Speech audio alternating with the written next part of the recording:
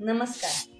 मागील भागात आपण मेल फर्टिलिटी चेकअपसाठी कोणते बेसिक इन्व्हेस्टिगेशन आवश्यक आहे त्याबद्दल आपण माहिती घेतली. आज आपण फिमेल फर्टिलिटी चेकसाठी कोणते बेसिक इन्व्हेस्टिगेशन तुम्हाला डॉक्टर ॲडवाइस करू शकतात याबद्दल माहिती घेऊया. काही ब्लड टेस्ट आवश्यक आहेत. त्यामध्ये हिमोग्लोबिन, HHVDRL म्हणजे infective panel, sugar levels, thyroid level, Serum prolactin आणि सर्वात महत्त्वाची म्हणजे सिरम AMH म्हणजेच अँटी मुलेरियन हॉर्मोन. या तपासणीमुळे आपल्याला स्त्री शरीरामध्ये बीजांची संख्या लक्षात येते. त्या व्यतिरिक्त यापुढे जाऊन आपल्याला पाळीच्या दुसऱ्या किंवा तिसऱ्या दिवशी एक स्कॅन करणे आवश्यक आहे. या स्कॅन मध्ये आपल्याला बेसिक ओव्हेरियन रिझर्व्ह लक्षात येते. त्या व्यतिरिक्त गर्भाशयामध्ये काही गाठी तर नाही ना हे आपल्याला लक्षात येते. ह्या बेसिक इन्व्हेस्टिगेशन नंतर देखील आपल्याला ट्यूबची तपासणी करणे आवश्यक असते. यामध्ये पाळीच्या 8व्या किंवा 9व्या दिवशी SSG किंवा HSG म्हणजे सोनोसल्फिंगिओग्राफी किंवा हिस्टोसल्फिंगिओग्राफी या तपासण्या करता येतात. या सगळ्या झाल्या बेसिक इन्व्हेस्टिगेशन. या तपासण्या जर नॉर्मल असेल आणि जर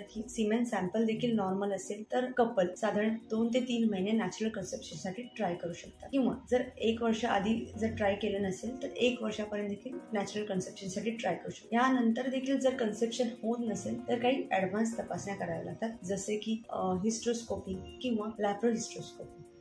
Samartha Fertility and IVF Center bring home happiness.